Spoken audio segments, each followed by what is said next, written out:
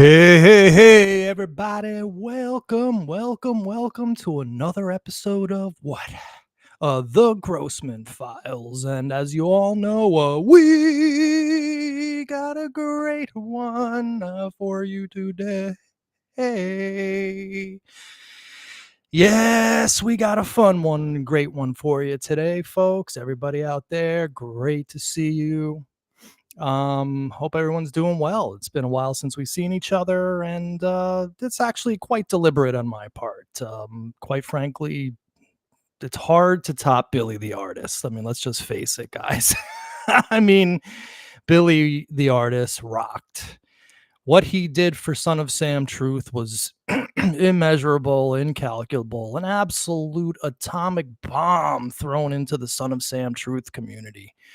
For the first time, of course, we got a central character from Maury Terry's Ultimate Evil to come to life and come out and tell us that, well, it was Husau. And it's been quite a legendary and fun time. And so I haven't really felt the need to come out and do too many shows. I figured let the interviews do the talking. And for the most part, that's kind of the way that I'm hanging out with it. And we're taking a little break, reveling in what just happened. And quite frankly, not much needs to be said. But as I always like to do, I like to be thorough in the work that I bring to all my friends out there in Son of Sam land. And I figured that it would be helpful for those of you who, I don't know, maybe don't want to sit through the first two interviews. One's half an hour, one's 40 minutes. Maybe for some people who just like a greatest hits version of things. I figure, why not put together a little short video of the meat stuff of Billy the Artist. Yes. So that's, of course, what we're talking about today. And of course, in putting together this video for you guys, well, it brought up some issues. It brought up some certain lies that I wanted to point out again, that Mr. T's Husau.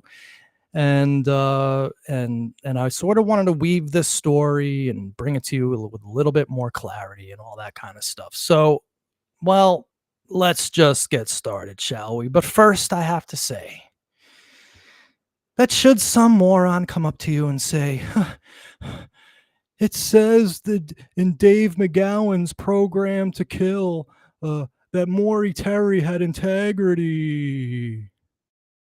For Rio? It says that James Caan was a member of the Son of Sam cult. For Rio? It says here that John Carr, his nickname was Wheaties. For Rio?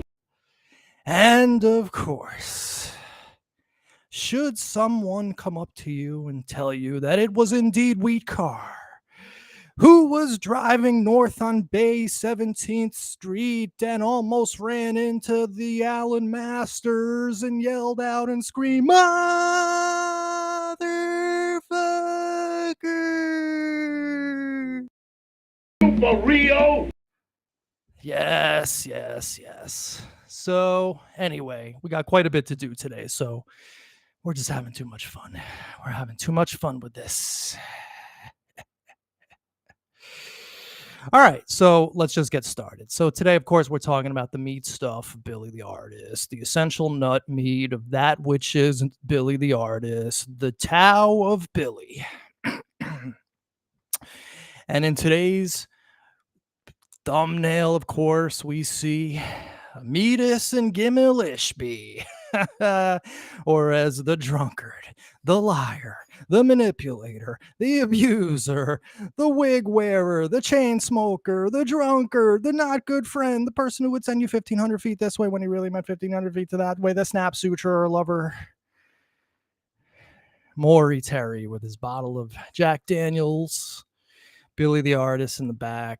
Of course, we got Berkowitz looking out incredulously at all this is what's going on. And yes, OG, we did get circle jerked. So we're going to learn a little bit more today about this Suzette Cortina, Maria Cortina, the one who was crying because Ken was yelling at her in Untermeyer Park, even though it's Amidas from Conan. We're going to learn a little bit more about Moloch. We're going to learn about Ken. We're going to look today, today at an email exchange I had with Ken. Because for some reason, people are obsessed with Ken. I don't know why. The guy doesn't even have a last name. So today we're looking at the meat stuff of Billy the Artist, and of course some little developments have come in the month now that Billy has been part of an essential part of the video series. Billy posted this on his Facebook the other day, and this is a picture with two legends in the graffiti community, Blade and Fuzz One. Yes, of course, Fuzz One is a very well-known character in the annals of the Grossman Files. You all know that I mentioned him on the first video, even about an interview I did with him in 2007, where I was trying to talk to him all about the satanic cult activity in Van Cortlandt Park and all that kind of stuff. And of course, we've done some shows, and Fuzz One I know is still out there lurking. People think that he's an authority on Son of Sam. And here he is, of course, with Blade, the legendary Blade, and of course, Tony Roach, aka Billy the Artist. And my man, New York City Crime Spot, told me that this was a piece that was on Northern Boulevard that actually lasted for more than 30 years. I don't know when this picture was taken, but you can see in the back it says here, Roach, Crazy 5. So Billy put that up. I thought it was really cool. And of course, just Blade, really, really important. Blade is one of the absolute legends of New York City graffiti. He's here. He emerged here out of the Bronx, the East Bronx, the same neighborhood that all these guys seem to come from. Same early 70s era as Tony Roach and Fuzz One. He was an integral part of the original Crazy 5. Here he is with some early pieces. Very famous one up here that Blade did. He was known for his whole cars. And of course, he was indeed the king of graffiti. And I would like to actually interview Blade. Hopefully Blade, maybe someone who's watching this knows the dude and wants would let him know that I would love to get him on here to talk about, not only Fuzz One and Tony Roach, but of course the history of graffiti and the Crazy 5 and Van Cortlandt Park and all the fun stories. So Captain Slappy says here, never trust an imaginary man, Ken. All right, so of course, the great Tony Roach, Billy the Artist, and his now famous on our Facebook page t-shirt of Moloch himself saying, "It's all Husau." So I thought this was a funny t-shirt and wanted to let you know that Billy the Artist is rocking his own t-shirts now.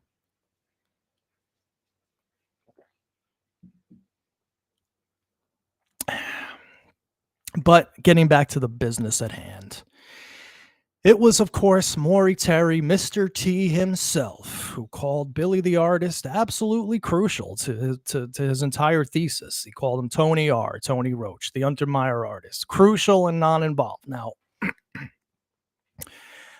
I don't know why he would call him crucial if he wasn't crucial, right? Like, you can't call someone crucial if they're not crucial. And of course, crucial means important, and important means very important and crucial. And of course, I'm not the person who wrote Crucial.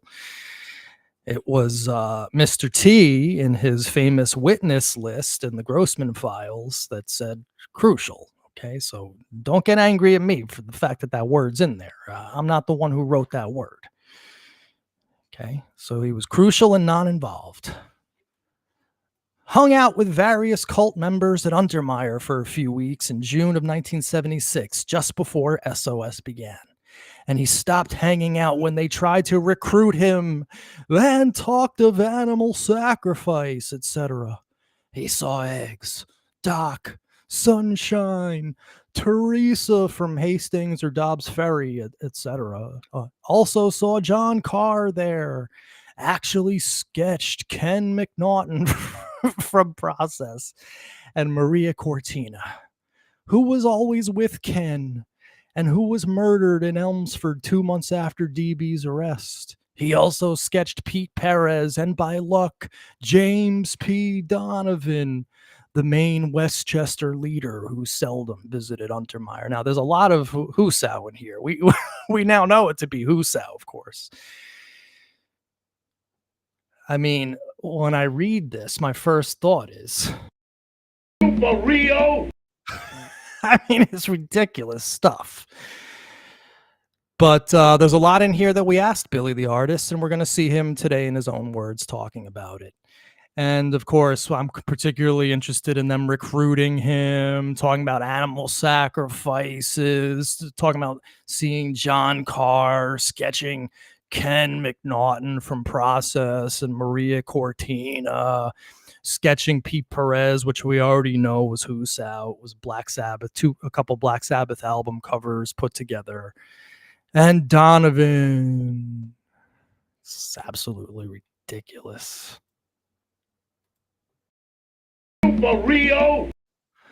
So anyway, let's get back to the matter at hand. So before we get to this, I think I've done enough talking. I think it behooves us to, well, let's get a little flavor of Billy the artist. But Maury Terry is saying that you saw John Carr, that you saw the leader of the Son of Sam cult. All right. The truth about all that is, I kind of lied to Maury Terry, and just like he was lying to everybody else. And right now, we're gonna fucking pull the lid off the whole deal. All right? I'm sorry, folks. I'm not the most truthful person, right? So I kind of bullshit him. Husau! A lot of Husau. So, real quick, give me a second, OB. So, like, that's it in a nutshell. I mean, what more do you need? What more do you need to know about Billy the artist? We're gonna, of course, get it much deeper than that, but the dude lied to Maury Terry. I mean, if he would, if Billy, if when I had met Billy, he told me, "Yo, it was true. I saw Ken. I saw Maria. She was crying because Ken was making her cry. I saw Donovan, and man, he looked just like Gimel Ishby." If he had told me that, I would have believed him. I would have rethought everything that I had learned in Son of Sam thus far, the Brooklyn series, the Voskerichian series, the Freund, the letters, the apartment scrolls, everything that we have come together as a truth community the last 2 years or so and learned together. And I would have ditched it all if Billy the artist had told me a different story than what he told me. But what he told me was pretty intriguing. He basically said right there that he lied. He said he wasn't the most truthful person. And then, of course, he immediately qualified that by saying he bullshitted Maury Terry. So some people say, oh, that means he's lying to us. Well, I mean, we'll go through that in this show, and we'll talk about whether he's lying to us or not.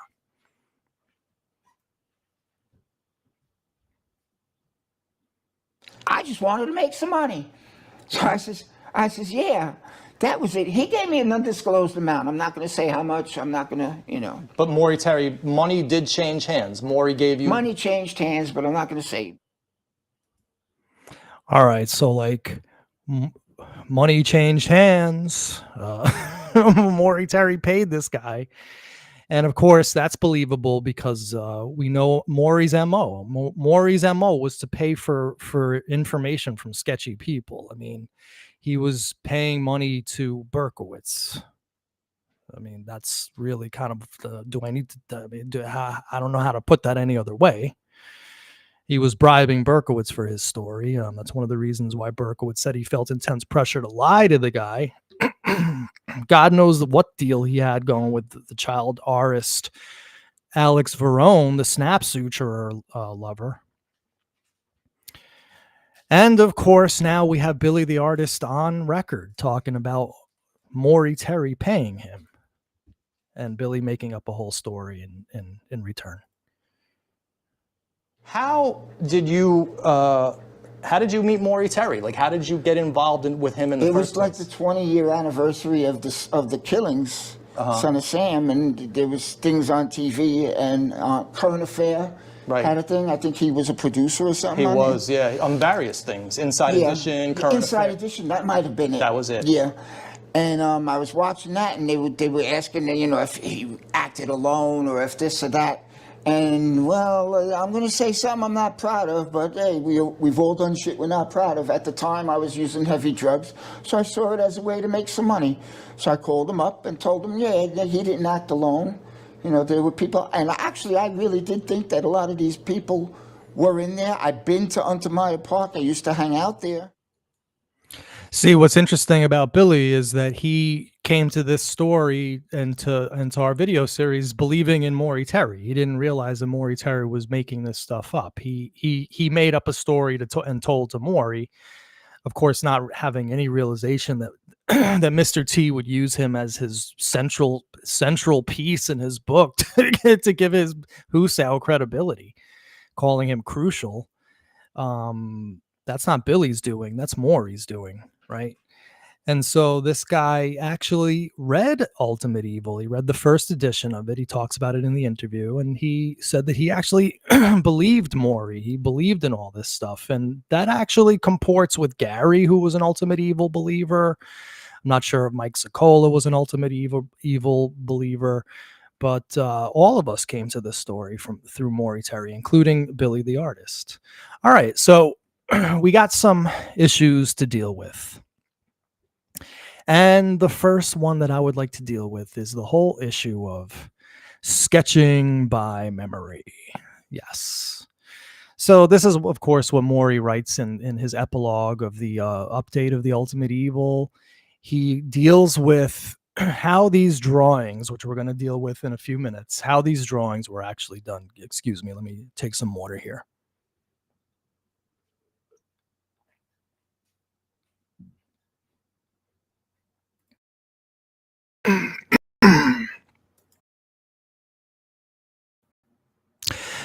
Hey guys, hopefully my mic is still working.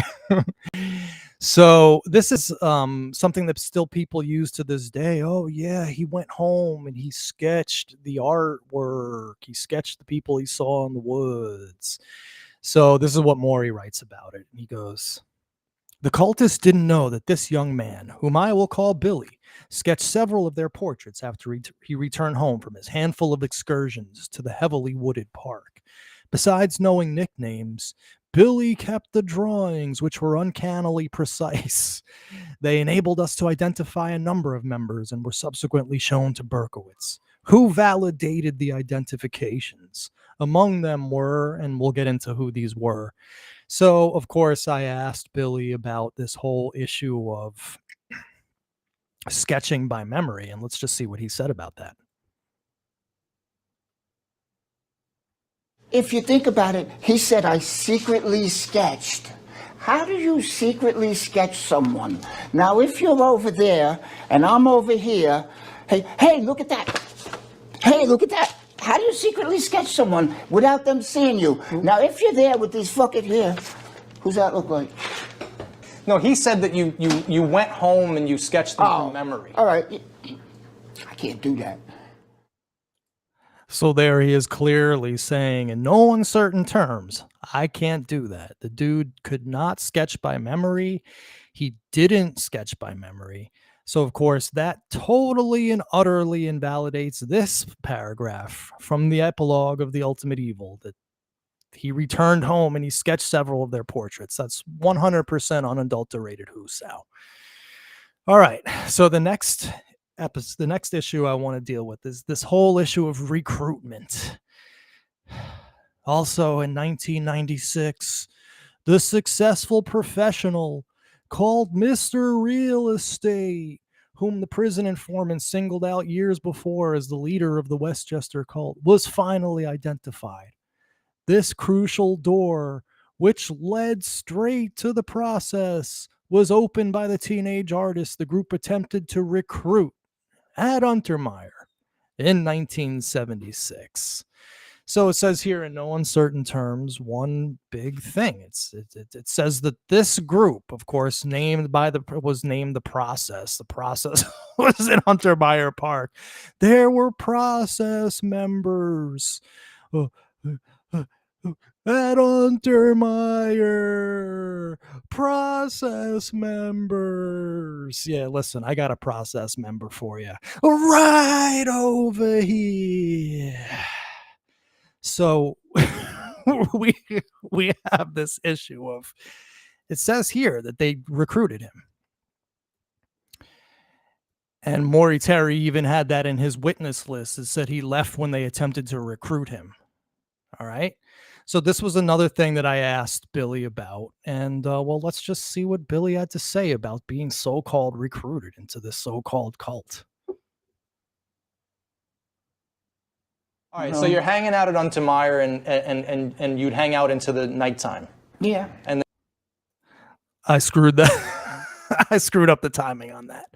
So this is just one little topic we got to get through before we get to the recruited. All right, sorry. You'll just basically hear him saying that he never even heard. He just heard of the cult. He didn't actually see it. Maury has them as being recruited by Process members in Untermeyer Park. Here he is saying that he heard of it. He never actually seen it, and then you'll see the recruited thing.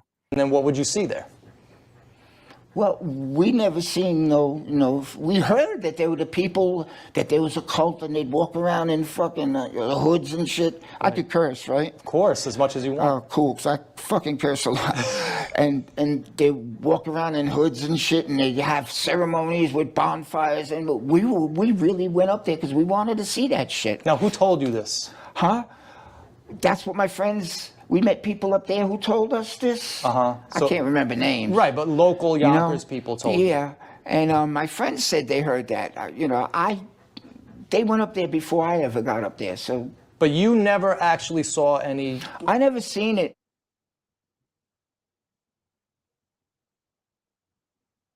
It says here, you stopped hanging out when they tried to recruit you into the group. Did anybody ever try to recruit you into the group? They talked some shit about dogs, and there's dead dogs and shit. They didn't say that they killed them or anything like that. And I'm an animal freak. If I see someone fuck with a dog, they're gonna fuck with me. Right. You know what I mean? So no cultists recruited you to try to. All right.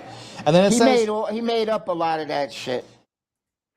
So right there, Billy the artist himself is totally and utterly contradicting a major part of Maury's thesis. He said that they tried to recruit this guy. He witnessed the cult members. He was sketching them by memory. Literally every part of this story is Husau. And it was inspired by Husau, as we're going to see. The whole reason why Billy came to Maury in the first place was predicated on Husau. So anyhow, this whole thing with recruitment and seeing cult members, it's absolute and utter garbage. It's like total MMB. It's ridiculous stuff. I mean, this is like never existed. It's never happened in the real world. It's presently constituted. This guy went up to Untermeyer Park, hung out with some people he met there. They would tell them tales, urban myths, urban legends, the same ones that I got into as a teenager and in my early 20s, the same ones that you got into as a Son of Sam fan, hearing about cults at Untermeyer Park. Oh, the Son of Sam cult at Untermeyer Park. These same urban myths that we all got all hot and bothered about were the same ones that Billy the Artist was hearing in 1976. Probably based on some sort of fact of what was happening in the woods on selected nights, probably not as widespread in any way, shape, or form as we all thought. This guy heard about this stuff just like us, and he went up there to try to find it. Didn't see a damn thing and wasn't recruited by anybody. In fact, if someone should say to you that Billy the Artist was recruited and then he went home and sketched their drawings, just tell them. Super Rio. So all you need to say is that. Yes, yes, yes. So All right, moving right along. And by the way, guys, of course, this is just for those who are watching live. In an hour at 7:30, I'm gonna just premiere this video that I made, just this 8-minute long, greatest hits video of Billy. I'll be in the chat. We can have some fun. And that's basically that. All right. So the next topic of the day, Mr. Williams Hole. Because this is another thing that really is important to, well, the Son of Sam story. Mr. Williams Hole is another part of this whole urban myth and legend of Untermeyer Park. Oh, there was a hole there that was called Mr. Williams Hole. And I know this because in the epilogue of The Ultimate Evil, it said that, and then somehow or other that got turned into an urban myth or an urban legend. I'm not quite sure exactly how, but there was a hole, and it was called Mr. Williams Hole by the Son of Sam cult. And they all laughed when they heard Mr. Williams Hole. For Rio. So it's like there's this thing called Mr. Williams Hole, and this is how Maury Terry tied it into Son of Sam. He said that the cult at Untermeyer Park called this hole in the ground with a little chamber inside that people could go into, that the Son of Sam cult itself called it Mr. Williams Hole, and they would all laugh and giggle when they heard this name, Mr. Williams Hole. And because this term, Mr. Williams Hole, was on the a wall at Berkowitz's apartment, that directly tied him in with the Son of Sam cult, and therefore somehow or other guilty. I mean, think about the low level of investigative acumen of Maury Terry and his few remaining dwindling followers. It's like the absolute lowest shit in the world. Can you believe this? This is like how they make connections. So Mr. Williams Hole, of course, has always been one of these things in Son of Sam. Yeah, that proves something. So let's see what Maury Terry had to say about it. And also, please notice the Mr. Williams wording. And he's referring there to the writings on Berkowitz's wall.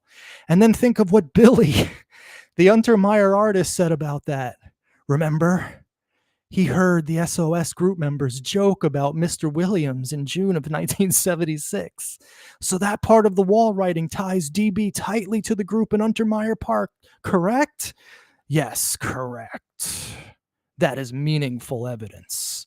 Okay, detectives, with that said, here it is. And then he shows the freaking wall scrolls. Hi, my name is Mr. Williams, and I live in this hole. I have several children. I'm turning into killers. Wait till they grow up. And of course, it was the great John Catalano, along with Paul Hart, who many, many months ago, maybe even going on a year ago, first discovered the bombshell news that Edna Williams lived next door to Berkowitz, and she played her radio loud.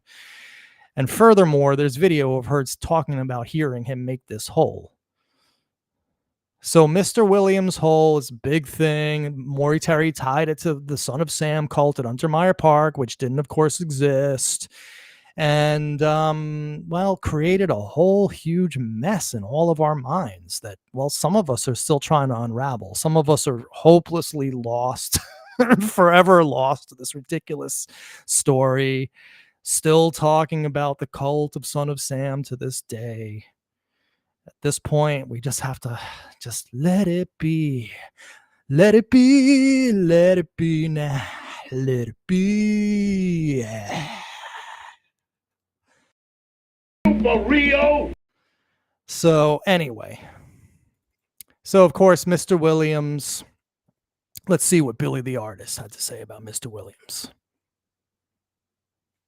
I took him to Untermeyer Park and showed him something that he had no idea was there, the hole in the floor. Mr. Williams Hole? Mr. Williams' house, yeah. Uh-huh. And like, Anybody who read the fucking paper back then when it happened knows about Mr. Williams. Hi, the hole in the wall. Hi, I'm Mr. Williams. I live in this hole. You know, I have several children in here who I'm teaching to be killers. So that's wait on- till they grow up. That's on By the way, I wanted to say something about that.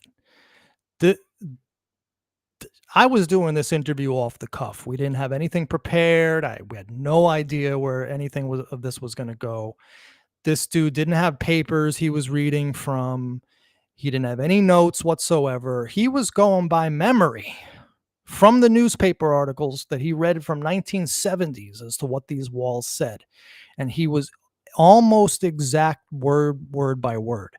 This dude, Billy the Artist, is actually quite an amazing person. All right, let's carry on. Berkowitz's wall, but was Yeah, that hole? exact, But was yeah. that hole actually called Mr. Williams' hole when you were No, there? I made that up. And like when he heard me say that, I says, yeah. I says, these people, they all refer to this as Mr. Williams' hole. And he says, what? I says, yeah, matter of fact, anytime they saw a hole, they says, hey, Mr. Williams is there. And they all giggled. And he's like, holy shit. So he's talking. He's the one that made up the whole thing about the giggling that Maury Terry refers to in this post on Facebook. Remember, he heard the SOS group members joke about Mr. Williams in June of 1976. So here is the actual person, Billy the Artist himself, telling you that he made this story up based on the writings of on the wall that he got out of a newspaper article, and then cannily made up a lie to Maury Terry that he used to elicit money out of the guy. I mean, how much more simple can I put it? I mean, this is just what happened. I mean, I'm sorry that this happened. If you really feel bad about this happening, if this is something that hurts you and you just can't handle the fact that this is like actual reality is presently constituted, I'm really sorry for you that you can't deal. But like, this is what is actually happening in the real world as we're speaking right now. Okay, this hasn't not happened. This has happened. Billy the Artist exists. This is the meat stuff of Billy the Artist. All right, let's carry on with so-called Mr. Williams. I told them that they used to call it Mr. Williams. And anytime they saw a hole, like a hole in the wall, they says, look, Mr. Williams' house.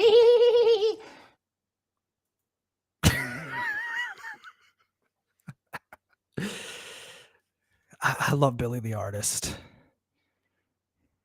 That shit is hilarious with him giggling. I want to put that on a loop and make that into a GIF. I'm going to have to do that at some point soon. All right, so we're knocking down the pins of Husau, and it's not that hard.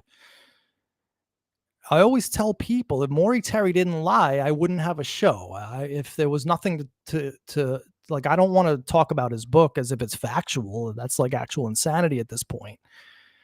So in order to talk about him, you have to talk about how he lied. And of course, the fun part is finding the lies and exposing the lies. And Billy has been the pièce de résistance. Even I have to admit that there is probably nothing I can do except, of course, having Berkowitz himself in front of me, answering my questions truthfully. There's nothing that I can do really to top this stuff. I mean, Billy the Artist was it. He destroyed the entire Maury Terry mythos.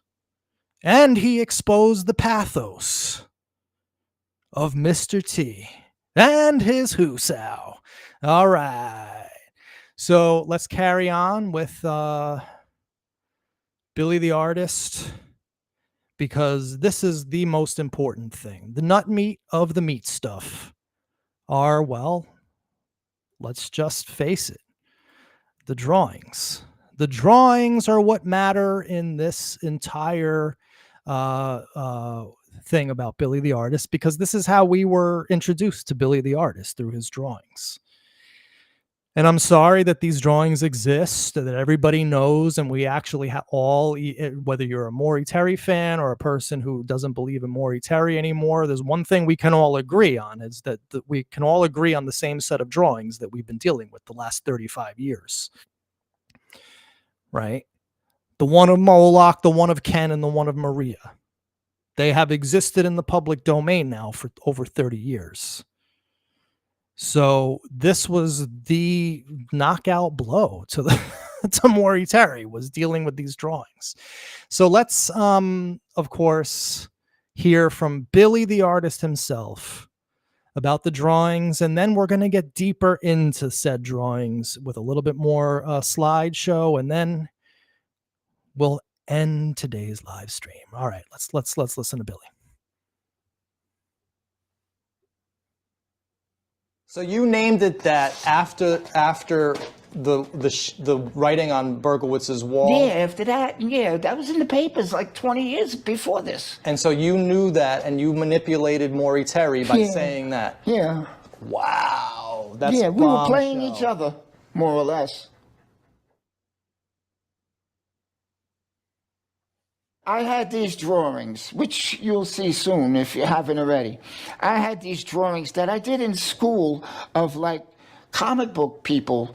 The one of the old man is from a Conan book, and the one of the guy with the beard that's Jimmy Olsen in the disguise.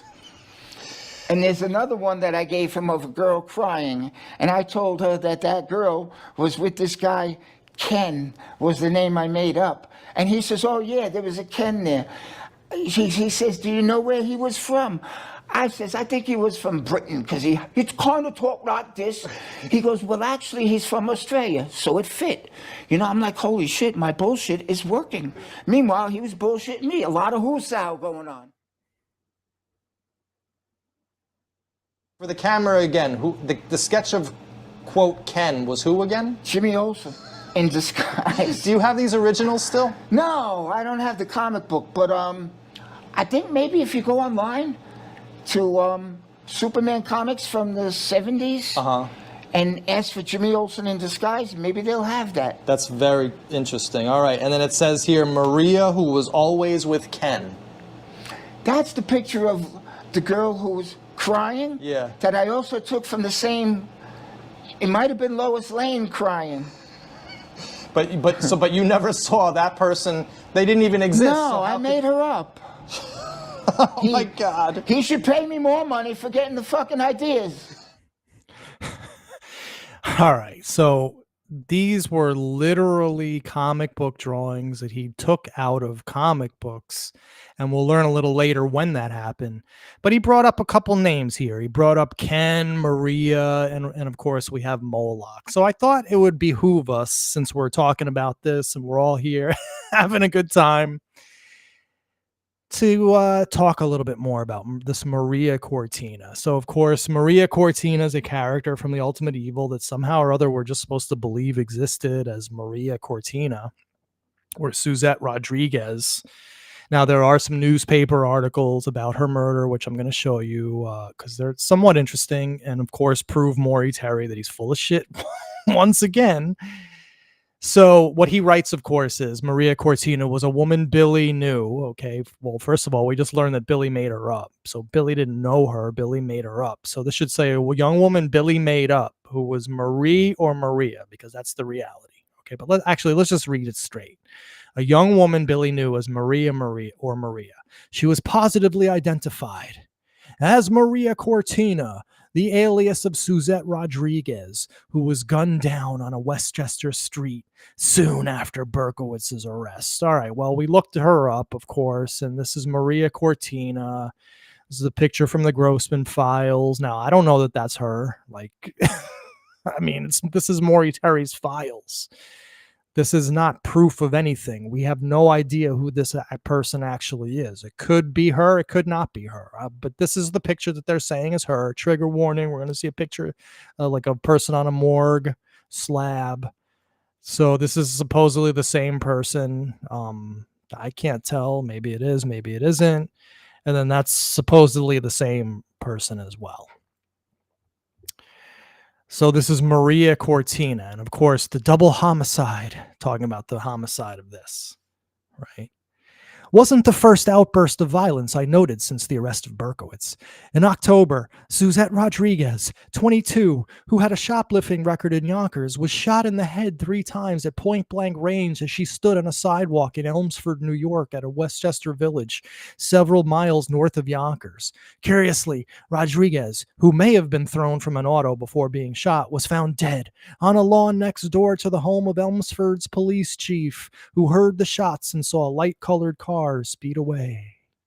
Rodriguez was wearing an occult coiled snake ring and another ring police euphemistically described as being popular with gypsies.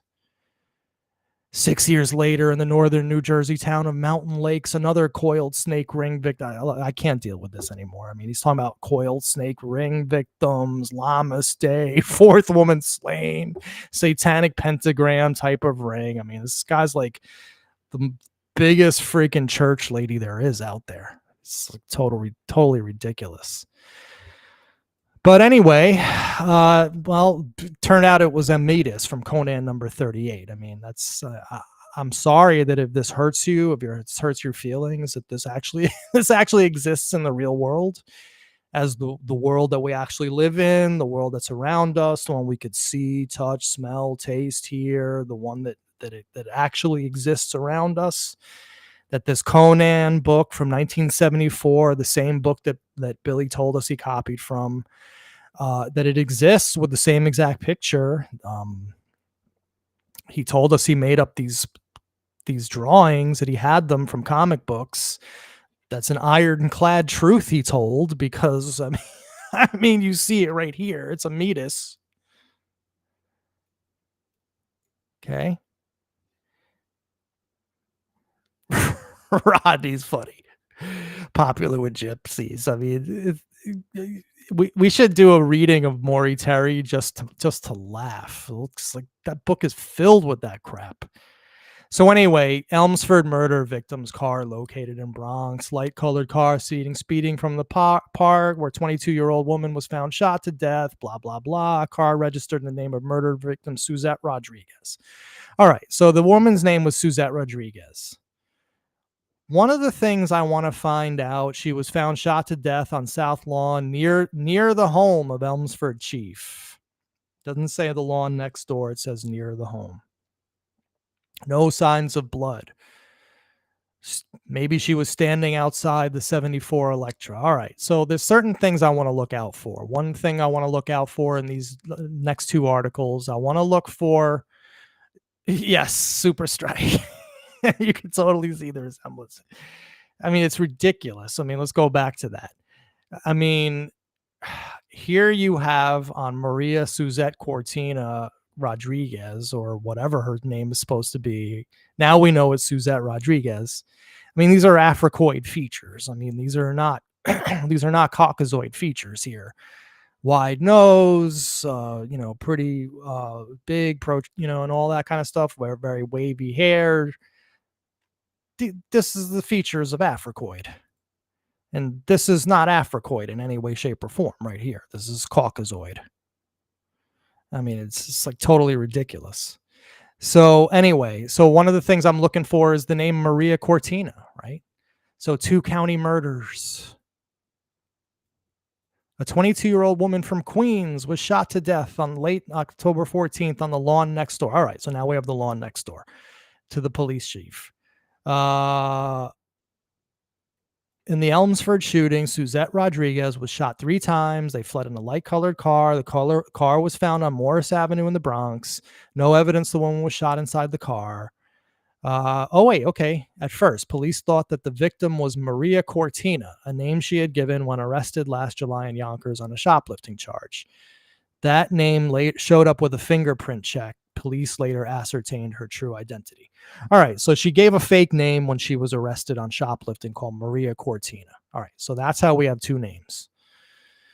Gangland killing linked to drugs. So we're supposed to also think that this, because she was wearing a witchy ring and because it was in the Ultimate Evil, that somehow or other her death was related to the Son of Sam cult. After all, Maury Terry himself said that her death was not an isolated incident of violence, of outburst of violence in the wake of Berkowitz's arrest. He was connecting her murder to Berkowitz's arrest by that statement. Okay, we'll go back to that in a few minutes. Gangland killing linked to drugs. All right, nothing about Satanism. The Raven-haired 22-year-old shot was associated with known Spanish Harlem drug dealers, circle of friends identified, a lot of known drug dealers. All right, so here's Elmsford Police Chief. Spanish Harlem drug syndicate, Suzette Rodriguez, was planning to leave the Spanish Harlem drug scene. So nothing here about Untermeyer Park, nothing about crying for Ken. And exactly, as Anthony said, Maria didn't even exist. I mean, we're sitting here talking about some random poor woman who was murdered, who had nothing whatsoever to do with any of this, only that Maury Terry brought her into it. I'm going to tell you how he brought her into it. I'm going to show you in a second. I found something very cool. But yeah, Anthony's absolutely correct. She didn't exist. He made her. Billy the artist made these people up. He already had these drawings years before he even went to Untermeyer Park.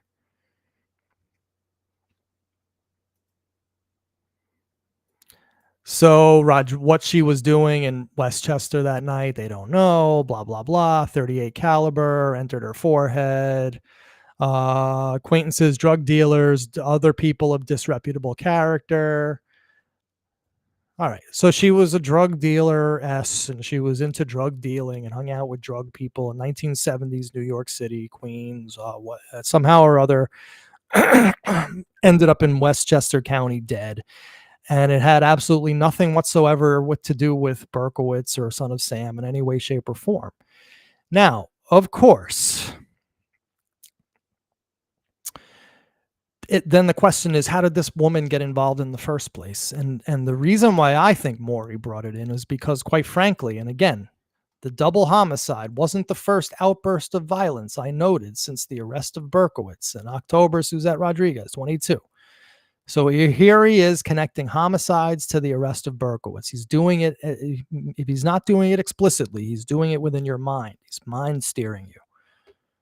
Check this out. On the same page that I found the Elmsford murder victim, Suzette Rodriguez, was on the same page as an article on Berkowitz. And this was right in the wake of the arrest. This was about him being hanging, tracing Berkowitz's life, adoption as a young child, Schwartz, his lawyer, and his psychiatrist, Schwartz. So this is pretty early on. I think this is 1977. Okay, Schwartz is talking about his client, Berkowitz. That was very early. So this is on the same page. Maury Terry, this is just speculation, but Maury Terry probably read this Berkowitz article, saw this at the bottom of it, and somehow connected the two, or at least filed it away for future use. Now we have Ken, a bearded man, described as Ken from Australia, who was always with Marie. Now, of course, Marie didn't exist. I mean, now you read this, it's the ravings of a madman, okay? Because none of these people actually existed in the real world, as we're going to learn. And as we have learned, Ken was Jimmy Olsen in disguise. I mean, Ken was made up. It was just like a made up dude. I don't give a shit about who remembered the name and who told the name Ken first and what memories Billy the artist has of the genesis of who got Ken's name first. The whole thing was made up, as we're going to see. So we're talking here about actually crazy shit. This is crazy stuff as we're reading here. This is actually the passage of craziness. And you can't make something that's crazy not sound crazy. So when we read this, it actually sounds crazy. And that's because it is crazy. That's just kind of the way the world works. A bearded man, Billy described as Ken from Australia, who was always with Marie. Significantly, Ken, whose last name I am obligated to withhold for investigative reasons, was positively identified as a leading member of the process. He was one of the elders and recruiters. These corroborations were backed by a photo of Ken that matched Billy's sketch and placed a prominent process member in Untermeyer Park with members of the Westchester cult just a month before the Son of Sam shooting. So what the hell is this guy talking about? This is crazy. First of all, Billy didn't hang out with members of Process in Untermeyer Park or members of a Westchester cult. He said he heard about a Westchester cult, never hung out with them, never actually witnessed them. He made up Ken, he made up Marie, made up the other dude too. Like, what is this? What is this passage? This makes no sense. This is absolutely lunacy here. This is strictly some dude's crazy fantasy that we're reading. But Maury Terry would have us believe that it's this guy, Ken McNaughton. I got to admit, that does look like the drawing of Moloch. I mean, I'm just going to be honest with you. But Ken McNaughton is some actor, right? Who I guess was a member of the Process in the 70s. Oh, he's wearing a kilt. He's Scottish. John Carr was into Scottish stuff. John Carr was in the pipe band. This is a connection between John and Ken. So anyway, this guy, Ken McNaughton, he's a bit actor. He's been in America's Most Wanted, A Common Bond, Saving Corporate America. You can email him very easily. I found his email within 2 seconds. I decided to email this dude because Maury Terry would have us to believe that this picture of Jimmy Olsen in disguise, which we already learned from Ken, that's what this is. And you can see here the lined paper of the original. He said he did it in high school in a notebook that looks just like high school notebooks paper to me.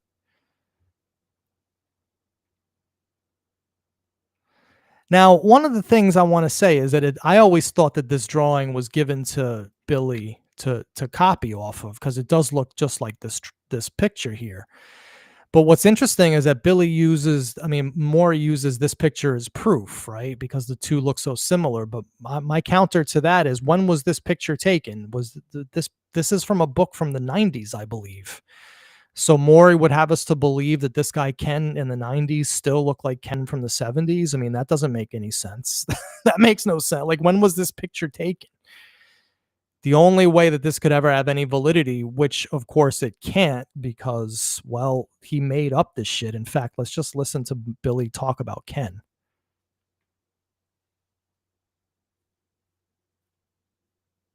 Now, the deal with these pictures again is, when did you draw them? This one I drew in fucking social studies class. Well, instead of learning about the Magna Carta, I was doing this.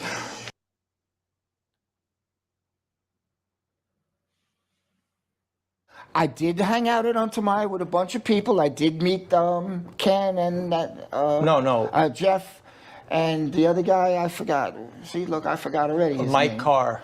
I don't know. I might have. You don't even remember at this I don't point. remember. But you didn't meet Ken, because Ken I didn't meet Ken. Ken Jimmy was Olsen. a fictional character. Right. I just want to clear that up. Ken was Jimmy Olsen, who he said was up there, who happened to talk like an English person, but he was really from Australia.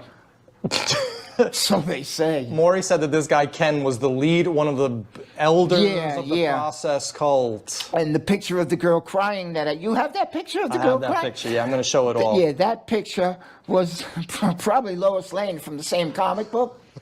People still think that this guy Ken was actually in Untermeyer Park. Was this dude, did you ever meet a dude like this? No. And of course, we're just laughing at the whole thing because it's laughable. I mean, it's the natural reaction is to laugh at this stuff when it deserves to be laughed at. And of course, this is the ultimate story of Son of Sam truth. Because again, remember, it's all fun and games and we're having a great time. But one of the things I always say is that you could learn what actually happened by stripping away this bullshit cult theory. Because once you learn the cult theory, and then you could pull away the parts of it that are all Husserl, which is basically the entire thing.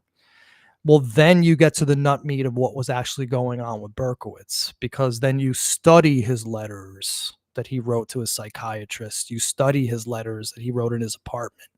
You study the Breslin and Borelli letters. You study the timelines of his crimes. You study the Netto crimes, the car crimes. And me trying to take away all this cult crap that deserved to be absolutely thrown into the dustbin of history, which is what we've done on this video series. I have learned what actually happened in Son of Sam.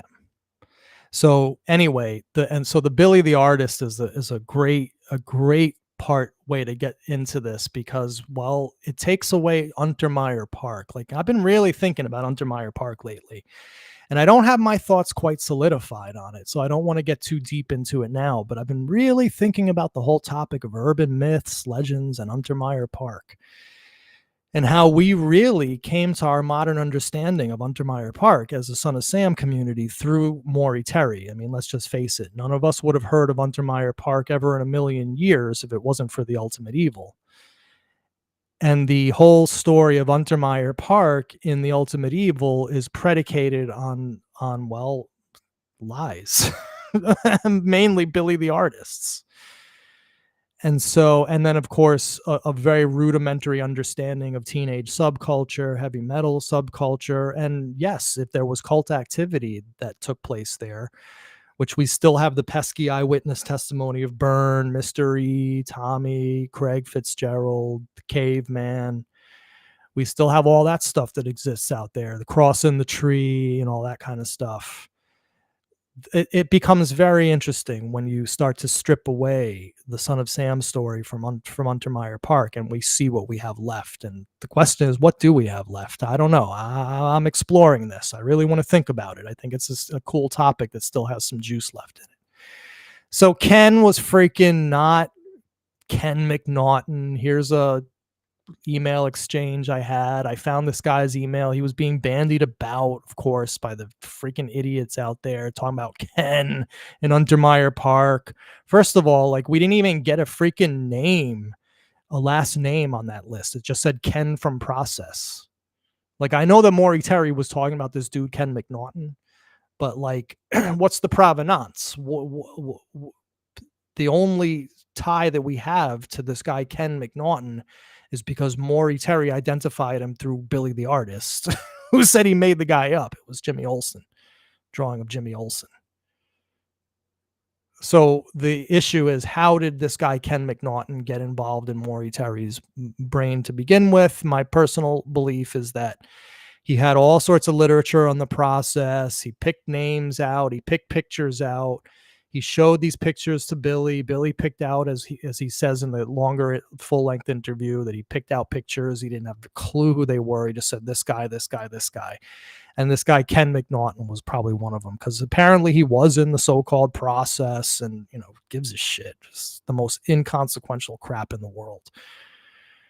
So I emailed the guy. I found his email within a minute. I emailed him, and literally within like 5 minutes, the guy got back to me. So I wrote to him, "Hi, Mr. McNaughton. See, it's always nice to be respectful to people and be truthful and upfront. My name is Manny Grossman. For the past few years, I have deep dived into Son of Sam on my YouTube channel. I started as a total believer in Maury Terry's cult theory and now am his biggest critic. The sheer amount of lies in his book is breathtaking. As I'm sure you're aware, Maury named you as being present when the Son of Sam murders were planned. It's a totally ridiculous notion, but I was wondering if you had any interest at all in coming on a live stream to address these dumb rumors. Thanks, Manny Grossman." Now, I know what you're going to say. He's leading him. Well, yeah, because that's what I actually think. I mean, this is if you actually think that Ken McNaughton was in Untermeyer Park, you're literally thinking that a comic book character is real. I mean, that's where you're at now. That's where Billy the Artist has got you in this whole game of Son of Sam. You are literally calling comic book characters the leaders and elders of the Son of Sam cult. All right, if that's what you want to do, that's fine with me. So Ken wrote back to me, "Hi, Manny. I agree with your conclusions and have no interest in Terry's theories. Thanks for asking. So pretty unequivocal. I don't know what more you want from this guy. Had absolutely nothing to do with any of this crap. Was brought into it by Billy the Artist, who of course also brought in Moloch. Billy's 1976 sketches isolated yet another individual. It was a stroke of luck the portrait existed because its subject seldom appeared at Untermeyer. His true name must be withheld for investigative reasons, but he was the man we now believe was the wealthy Mr. Real Estate. However, fate intervened before authorities could interrogate him. So this is literally and I know I'm saying that word a lot tonight. I'm kind of doing it on purpose. This is a fairy tale you're reading here. This is no different than Little Red Robin Hood. I mean, this is ridiculous. I mean, and just like Little Red Robin Hood is like the dumbest fairy tale you can imagine. It makes no sense. First of all, like, why is a little girl walking around the woods alone? Like that indicates some form of child abuse by the mother. And then, of course, like she's knocking on her grandmother's door, but she's a wolf, and then the grandmother can't identify her own granddaughter's voice. And a wolf can only sound like a wolf. So, like, how could a wolf be talking? I mean, that's the level of like what you're reading here, right? About this whole thing, with Billy's 1976 sketches. Because this dude is freaking Gimel Ishbi from Conan, 1974, issue number 38, page 14, bottom right panel.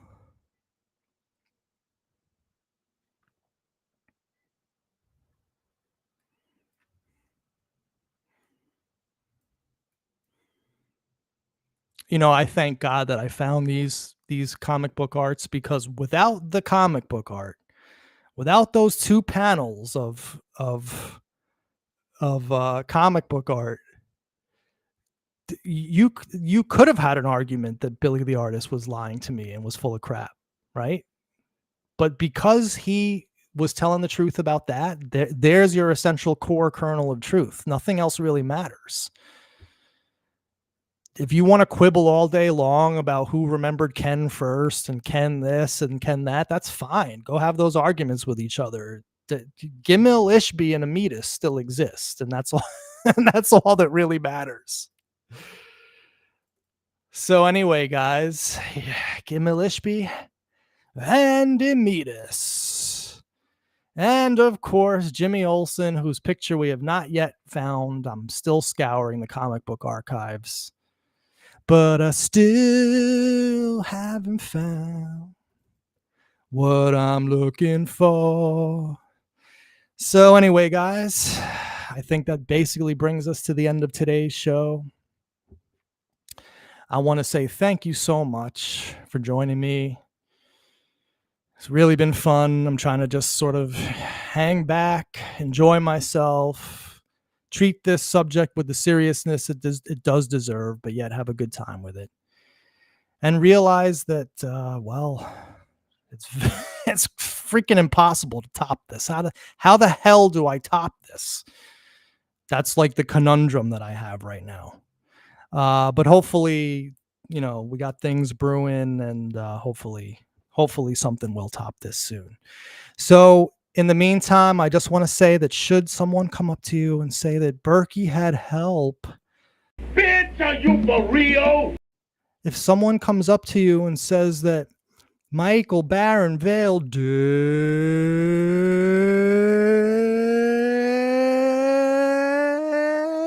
Charkowski Scientology had something to do with Son of Sam, you just tell them, Bitch, are you for real? if someone tells you that Maury Terry was a man of dogged integrity, I want you to remember this one line. Bitch, are you for real? All right, guys. Thank you very much. I got the video premiering in 30 minutes over on the video tab. I just want you guys to all realize that when it comes to Maury Terry, Bitch, are you for real? all right. Thank you very much.